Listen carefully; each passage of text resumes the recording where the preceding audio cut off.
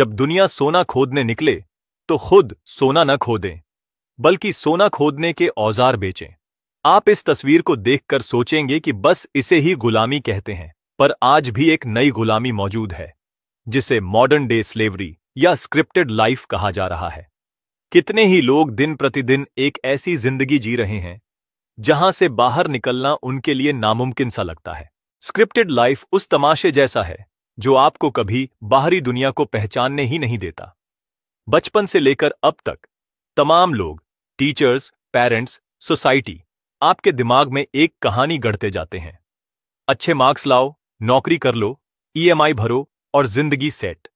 लेकिन क्या वाकई ये जिंदगी है या एक रटे रटाए स्क्रिप्ट का हिस्सा? इस सवाल पर कोई ध्यान नहीं देता, क्योंकि हमारे चारों तरफ वही हाइपर रियलिटी फैली हुई है, एक कृत्रिम छवि जो असलियत से बहुत दूर है। स्कूलों में हमें क्रिटिकल थिंकिंग से दूर रखा जाता है ताकि हम आसानी से भरोसा कर लें। कंपनियां बेइंतहा विज्ञापनों पर खर्च करती हैं ताकि हम खरीदते ही रहें, और मीडिया हर पल हमारा ध्यान खींचना चाहता है ताकि हमारी असली सोच न पनप पाए। अब सोचिए, हमें हफ्ते में सिर्फ 2 दिन छुट्टी दिया जाता है, जिसे हम जिंदगी भर शनिवार इतवार मानकर जश्न में गुजार दें, मानो हर रोज जीने का हक सिर्फ उसी वीकेंड को है। असल में ये एक चाल है आपको model, mediocre, obedient, dependent, entertained, lifeless बनाकर रखने की। लेकिन अगर आप इस फर्जी स्क्रिप्ट से आजाद होना चाहते हैं, अगर आप हर दिन अपनी शर्तों पर जीना चाहते हैं, तो इस वीडियो को अंत तक देखिए, क्योंकि हम एमजी डेमार्को की अनस्क्रिप्टेड से ऐसे 4 प्रिंसिपल्स लाने वाले हैं जो आपको नौकरी की बैसाखी से उठाकर असली आजादी की राह दिखाएंगे। First principle, become a producer not a consumer. एक ऐसा उद्योगपति था जिसने 1926 में अपनी फैक्ट्री में हर वीकेंड 2 दिन की छुट्टी देना शुरू किया, बिना सैलरी काटे। जब उससे पूछा गया कि वो ऐसा क्यों कर रहा है, उसने कहा, लोग न सिर्फ चीजें बनाते हैं बल्कि खुद भी खरीदते हैं। छुट्टी मिलेगी तो ज्यादा घूमेंगे, ज्यादा खर्च करेंगे, फैक्ट्री में हमारा उत्पादन भी ज्यादा बिकेगा।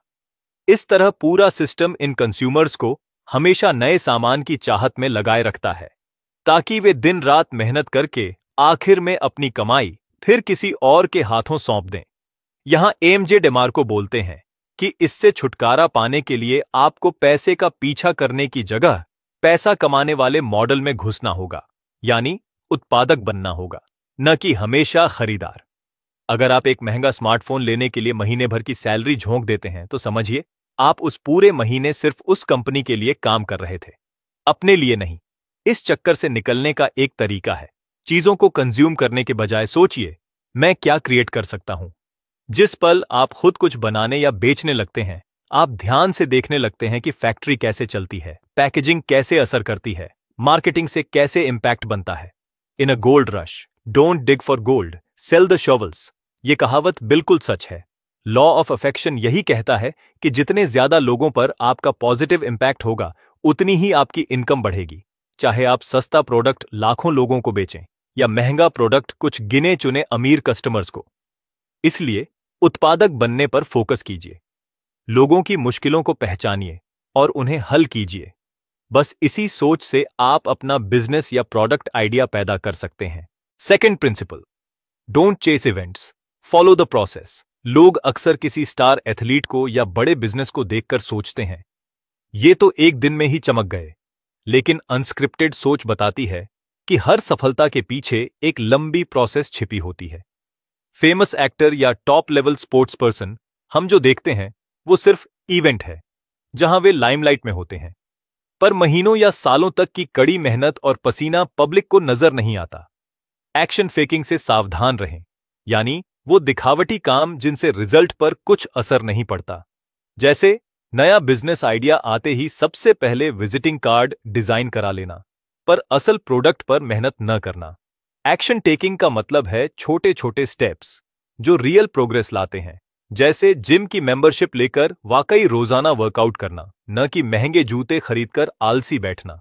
अगर आप हर रोज बस फाइनल इवेंट के सपने देखते रहेंगे, तो बिना प्रोसेस से गुजरे वो ख्वाब कभी हकीकत नहीं बन पाएगा। प्रोसेस ही है जो आपका परिणाम तय करता है, चाहे वो लिखना हो, कोट करना हो या शरीर फिट रखना हो।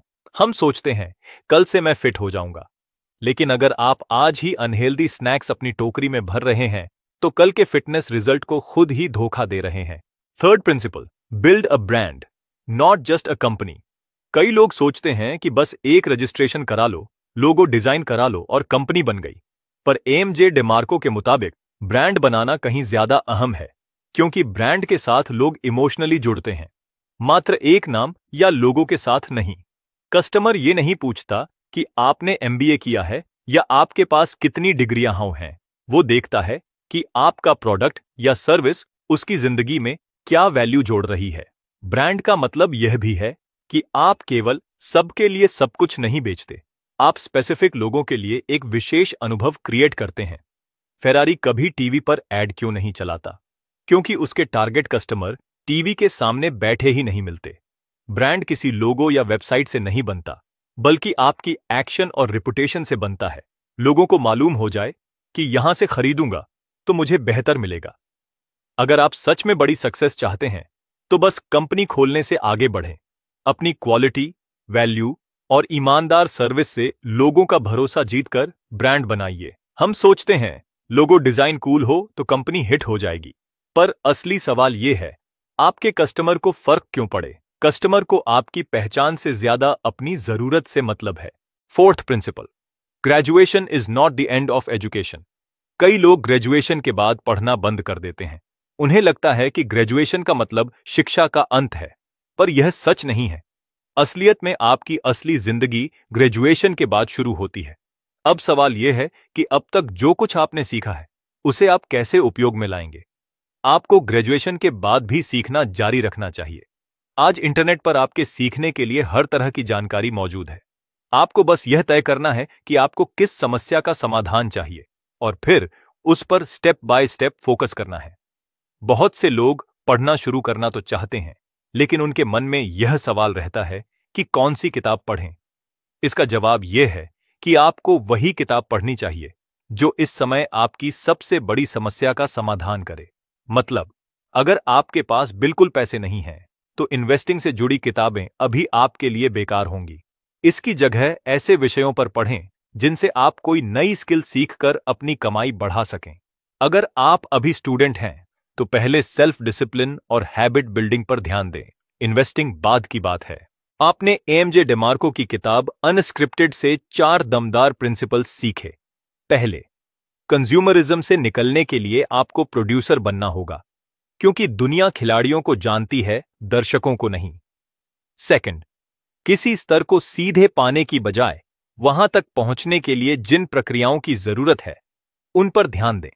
थर्ड, अपने प्रोडक्ट या सर्विस के लिए सिर्फ कंपनी मत बनाइए, बल्कि एक ब्रांड तैयार कीजिए।